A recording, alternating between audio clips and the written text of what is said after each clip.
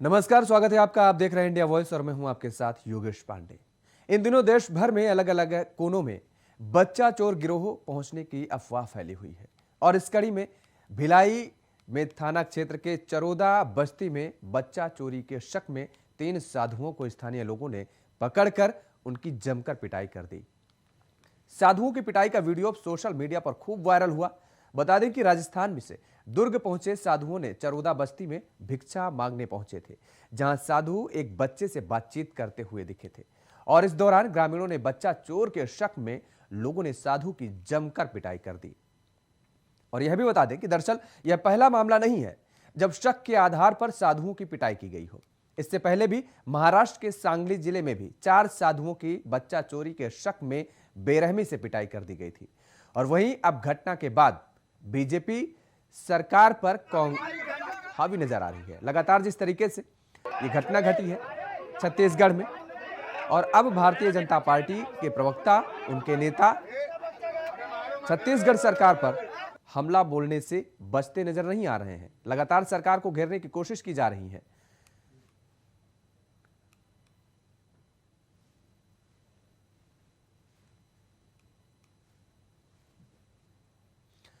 तो साधुओं पर अत्याचार कब तक होता रहेगा? और ये तस्वीरें आप साफ तौर पर देख सकते हैं कि किस तरीके से इन साधुओं की पिटाई की गई है, बेरहमी से पीटा जा रहा है।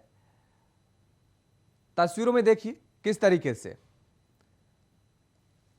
पूरा झुंड इन साधुओं पर टूट सा पड़ा है और किस तरीके से पिटाई की जा रही है।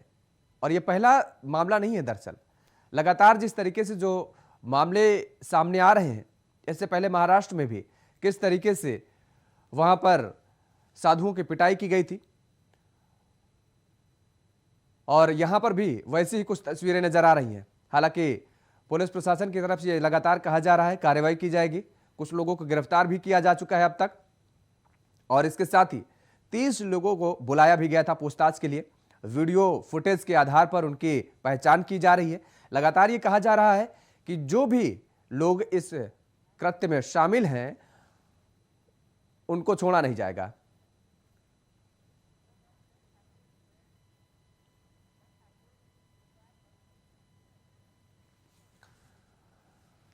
तो इसी मुद्दे पर चर्चा करेंगे और जानेंगे कि आखिर क्या वजह है कि लगातार साधुओं की पिटाई हो रही है और कब तक ऐसी स्थितियां और ऐसी तस्वीरें सामने आती रहेंगी। फिलहाल हमारे साथ 2 मेहमान जुड़ चुके हैं। अरविंद जैन जी हैं, पूर्व डीजीपी हैं उत्तर प्रदेश के। अरविंद जैन जी, आपका बहुत बहुत स्वागत है इंडिया वॉइस पर। और निरंजन पोद्दार जी हमारे साथ जुड़े हुए हैं, वरिष्ठ पत्रकार हैं। आपका भी बहुत बहुत स्वागत है निरंजन जी।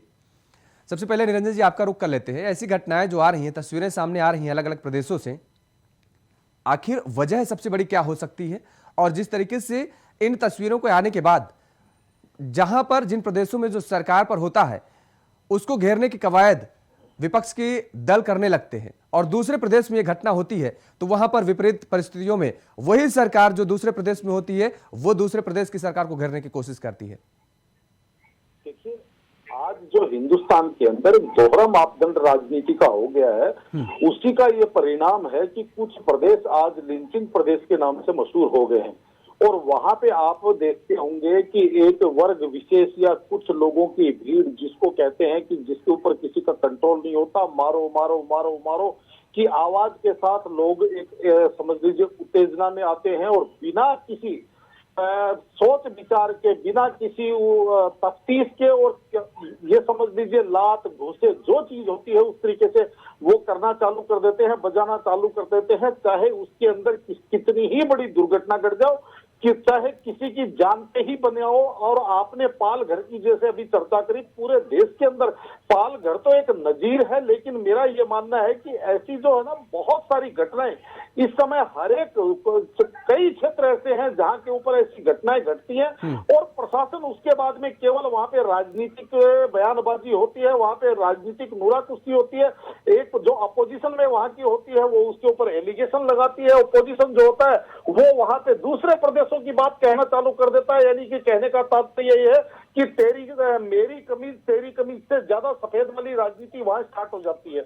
लेकिन इन चीजों के ऊपर कंट्रोल करने के बजाय, इन चीजों को कंडम करने के बजाय और इस तरीके की जो समझ लीजिए क्षुद्र राजनीति होती है, जिससे इस देश के अंदर आज हम लोग 2022 के अंदर हैं, यानी कि समझ लीजिए आप 21वीं सदी के अंदर भारत है और कितना आगे, और आज विदेशों के अंदर भी भारत की चर्चा है। लेकिन हम लोग कहाँ जा रहे हैं? हम लोग, आप ये मान के चलिए कि हम लोग एक कबीलाई या तालिबानी कल्चर की तरफ हम आगे बढ़ रहे हैं कि हर एक चीज का फैसला द्रुत गति से और पब्लिक के द्वारा, बिना किसी कानून व्यवस्था के, और पब्लिक के द्वारा कानून अपने हाथ में ले लेना।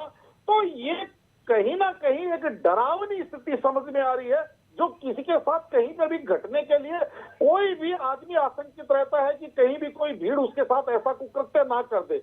और इसके अंदर मेरा मानना है, इसके अंदर सबसे पहले हमें अपनी हर एक चीज के ऊपर विचार करना पड़ेगा। हमारा जो आईपीसी है उसके ऊपर भी विचार करना पड़ेगा, पुलिस रिफॉर्म के ऊपर भी विचार करना पड़ेगा, और हमारी जो न्याय व्यवस्था है इसके ऊपर भी हमें पुनर्विचार करना पड़ेगा। और जो व्यवस्था हमने सन 1947 में इस देश को दी थी, आज उसके अंदर आमूलचूल परिवर्तन करने की स्थिति है, मेरा मानना ये। ठीक है निरंजन जी, हमारे साथ अरविंद जैन जी जुड़े हुए हैं, पूर्व डीजीपी हैं उत्तर प्रदेश से। जान लेते हैं उनसे और पूछ लेते हैं कितनी जरूरत है। अरविंद जी, आपने सुना कि अभी किस तरीके से निरंजन जी कह रहे हैं कि दरअसल हमारे कानूनों में काफी संशोधन की जरूरत भी है, और ऐसी घटनाएं अगर जिस तरीके से हो रही हैं, खासतौर पर ये जो हालिया घटना घटी है, इसका अगर हम जिक्र करें, वहीं से मुख्यमंत्री, वहीं से गृह मंत्री उसी जिले से, और ऐसी घटनाएं घट जाती हैं, क्या मानते हैं आप?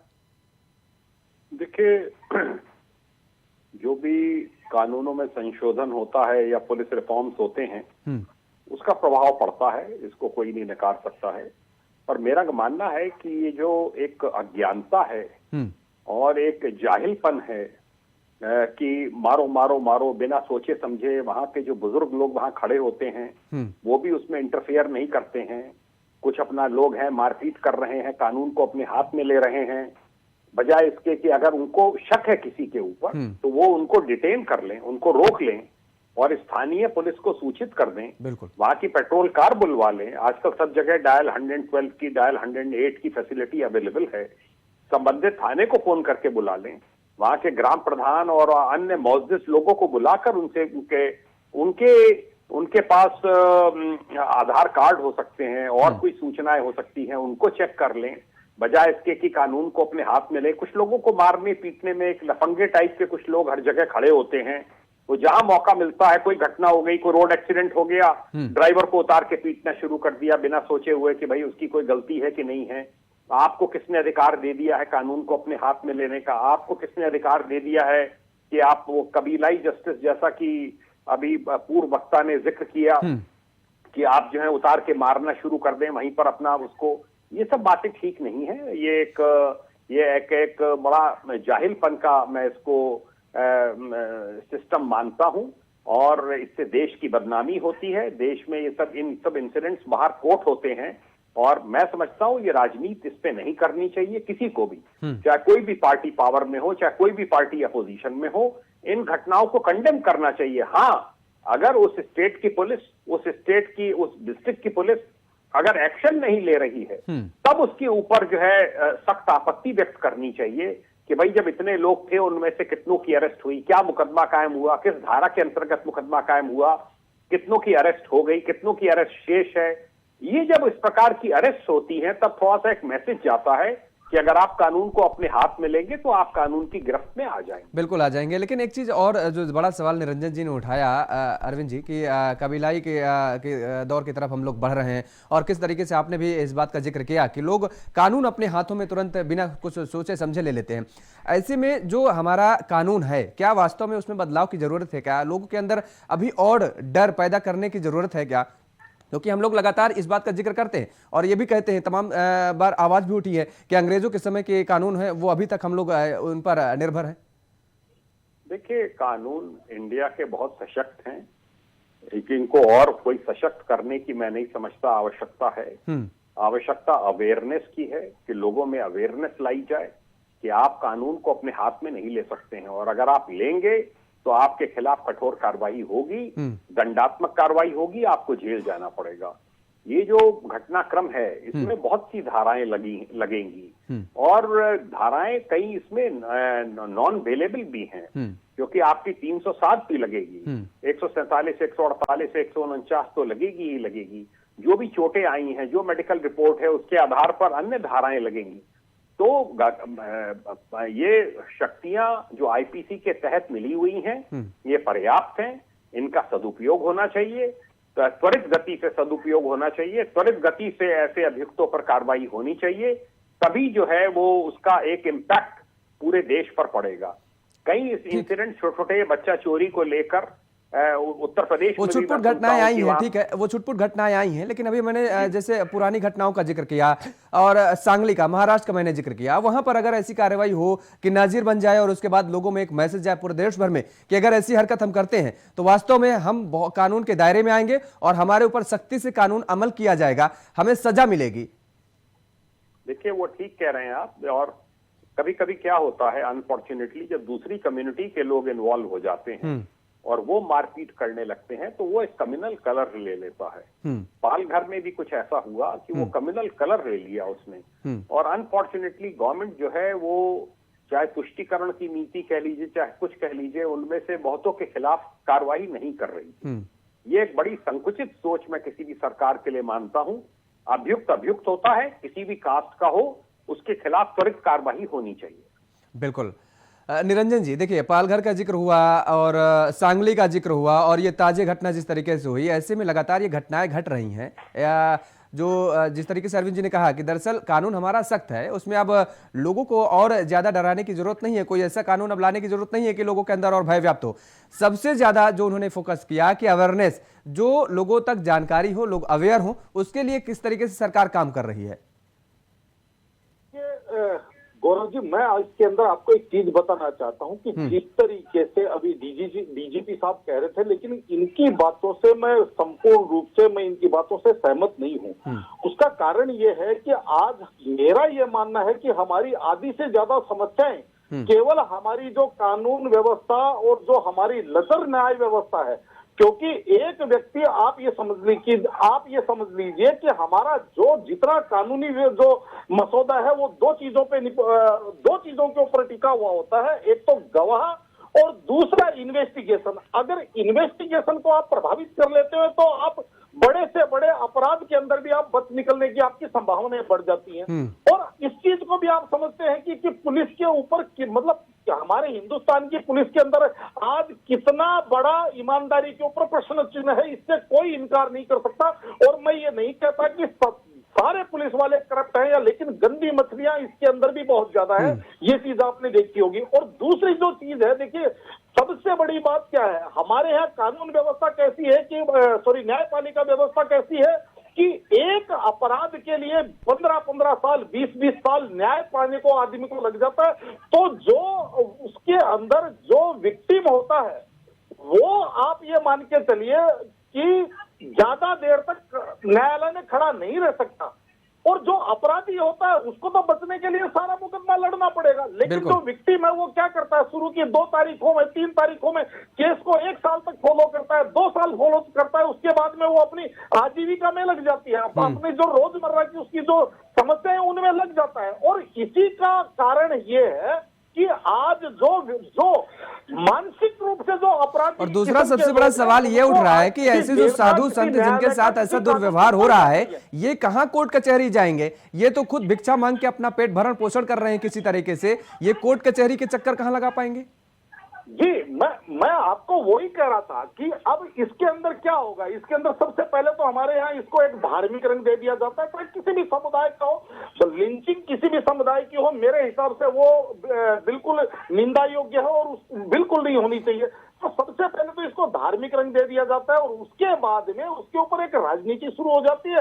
एक वर्ग, जैसे अभी डीजीपी साहब कह रहे थे कि एक वर्ग तुष्टीकरण की राजनीति में आता है, दूसरा वर्ग उसको लांछित करने की राजनीति में आ जाता है। तो इस तरीके से वो न्याय जो है, न्याय की तरफ ना जा करके वो समाज जो है वो कहीं किसी और दिशा के अंदर आप ये मान के चलिए सोचना चालू कर देता है। और इसका जो सबसे बड़ा जो कारण है वो मैं ये मानता हूं कि आज हमारे समाज के अंदर जो अच्छे लोग हैं, उनका आगे आना कम हो गया है, यानी कि वो लोग अब आगे नहीं आते। जैसे अभी डीजीपी साहब कह रहे थे, मैं इन्हीं की बात के अंदर एक चीज जोड़ना चाहता हूँ। आज की स्थिति ये है कि अगर कहीं कोई 5 लड़के मिलकर के किसी एक व्यक्ति के ऊपर आक्रमण कर रहे हैं रोड के ऊपर, तो 50 आदमी खड़े खड़े देखते रहेंगे, चाहे उनके मन को वो चीज अप्रिय लगती हो, लेकिन वो बीच में पड़ करके उसके अंदर कोई इंटरवीन करने की कोशिश नहीं करेंगे, या उसके अंदर कोई ऐसा नहीं कि उसके अंदर बैठ घुस करके और उस सिस्टम को रोके। तो कहीं ना कहीं हमारे समाज को भी इस बारे में सोचना पड़ेगा।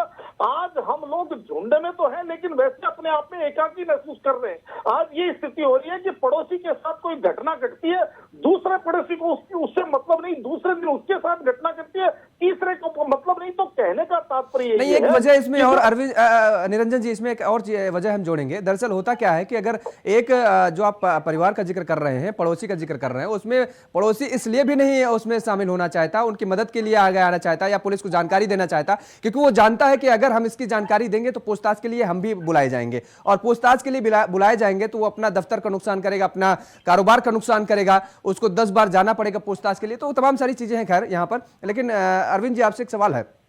अभी निरंजन जी ने जो कहा कि जांच अधिकारी को प्रभावित करना कितना आसान है, आपके हाथों में सूबे की सबसे बड़े सूबे की कमान थी, आपने पूरे पुलिस व्यवस्था को देखा है और बहुत जमीनी स्तर से भी देखा है आपने। आपको क्या लगता है कि वास्तव में यह सच नहीं है कि राजनीतिक दल कितने आसानी तरीके से प्रभावित कर लेते हैं जांचों को? नहीं, देखिए, ये मीडिया ट्रायल इनमें शुरू हो जाता है, इसमें बहुत एडवर्स पब्लिसिटी सरकार को मिलती है, बहुत सी लोगों की निगाहें इस प्रकार के इन्वेस्टिगेशन पे रहती हैं। तो ऐसा नहीं है कि कोई अपनी मनमानी करेगा। पर मैंने आपको पहले ही कहा कि जो एक आध घटना में बड़ी आलोचना हुई वो यही हुई कि तुष्टीकरण की नीति बीच में आ गई और उसकी वजह से उसकी जबरदस्त आलोचना हुई थी, जो साधुओं पर अटैक हुआ था। मैं अभी भी मेरा ये मानना है कि पुलिस अगर निष्पक्ष तरीके से बिना किसी दबाव के कठोर कार्रवाई करती है तो बिल्कुल न्याय मिलता है। जो साधु हैं, क्योंकि ये भ्रमण पे रहते हैं, इसलिए सबसे पहले इनका 164 में कोर्ट के समक्ष बयान करा देना चाहिए, गवाहों का बयान करा देना चाहिए, जिसके बिल्कुल पुख्ता केस हो जाए।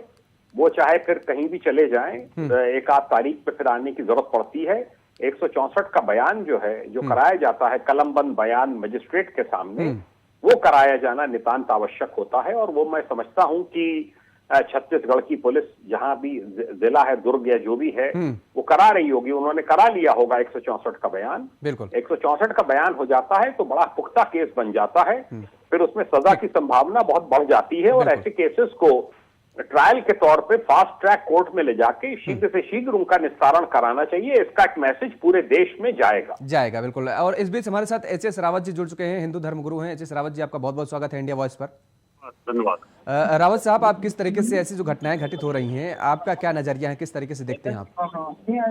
देखिए, जहां पर भी कांग्रेस शासित जो सरकारें हैं, वहां पर सबसे बड़ी समस्या ये है कि वो मुस्लिम वोट बैंकों को खुश करने के लिए इस प्रकार के हमलों को वो कहीं ना कहीं रोकने की कोशिश नहीं करती हैं, और दूसरे जो एलिमेंट हैं उनको एक संरक्षण प्राप्त हो जाता है, उनके अंदर एक आत्मविश्वास जागृत हो जाता है। यहाँ पर कांग्रेस की सरकार है और हम कुछ भी कर सकते हैं, और हिंदू पर अत्याचार कर सकते हैं, उनके साधु संतों पर अत्याचार कर सकते हैं, और ये बड़ा घिनौना अपराध है। अगर हिंदुओं के साथ कांग्रेस शासित या दूसरे भी जो और दूसरी पार्टियां हैं, उनमें अगर इस तरह का साधुओं के ऊपर अत्याचार होता है तो मैं इसका घोर विरोध करता हूं, और सख्त कड़ी से कड़ी कार्रवाई होनी चाहिए, जिससे कि हमारे देश के अंदर किसी भी पार्टी की सरकार हो, वहां पर साधु संतों पर, निहत्थे साधु संतों पर कोई भी इल्जाम लगा करके।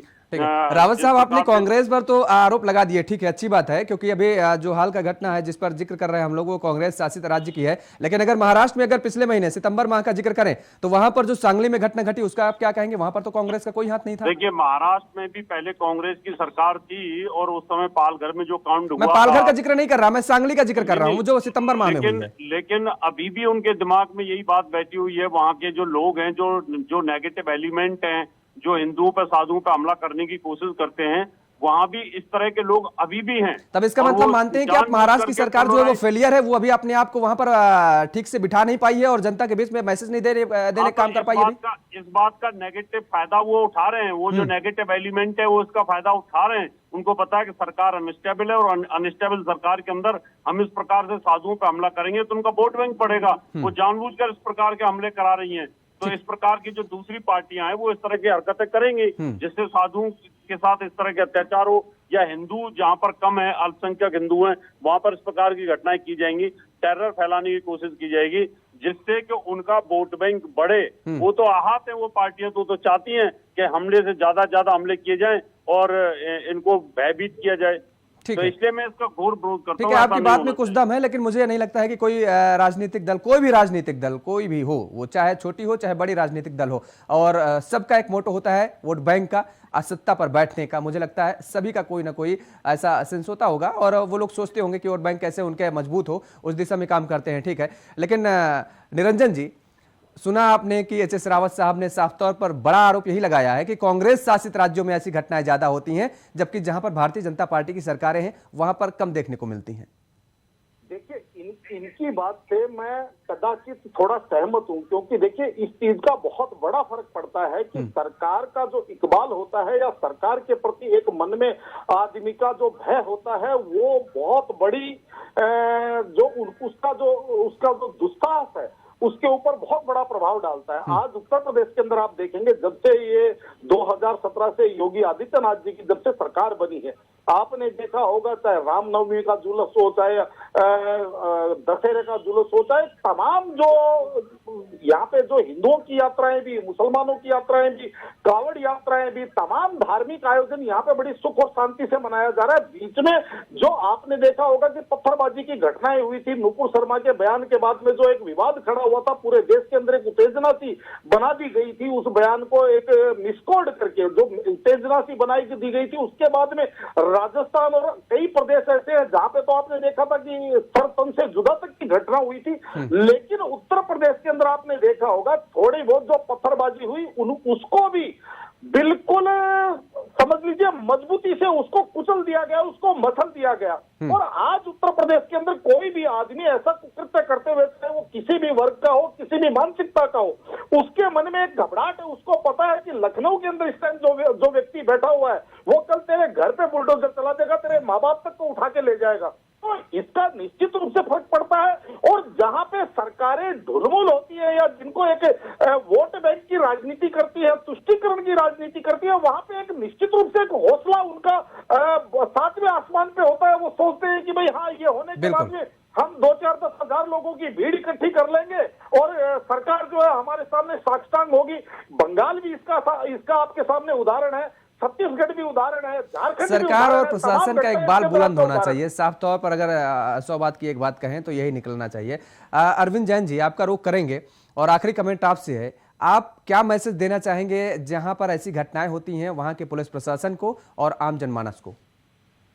देखिए, आम जनमानस से अपेक्षा करूंगा कानून का पालन करें। हर किसी को पता है कि आप किसी को पकड़कर मारपीट नहीं सकते हैं, किसी निर्दोष व्यक्ति को।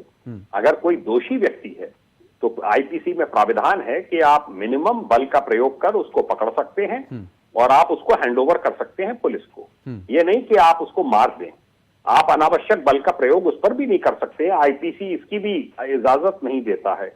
रही बात इसकी, पुलिस को चाहिए कि अपना एक इकबाल बनाकर रखे। प्रदेश में जो मुख्यमंत्री होते हैं, गृह मंत्री होते हैं, बहुत सी जगह गृह मंत्री ही मुख्यमंत्री हैं, बिल्कुल, एक उनके भी इकबाल पर बहुत डिपेंड करता है। जैसा पत्रकार महोदय ने कहा, मैं सहमत हूं कि उत्तर प्रदेश में जो संगठित अपराध हैं, गुंडागर्दी है, एक जो माहौल बनाया जाता था कि सड़कों पे हिंसा हो रही है, उस पे बहुत भारी नियंत्रण लगा है।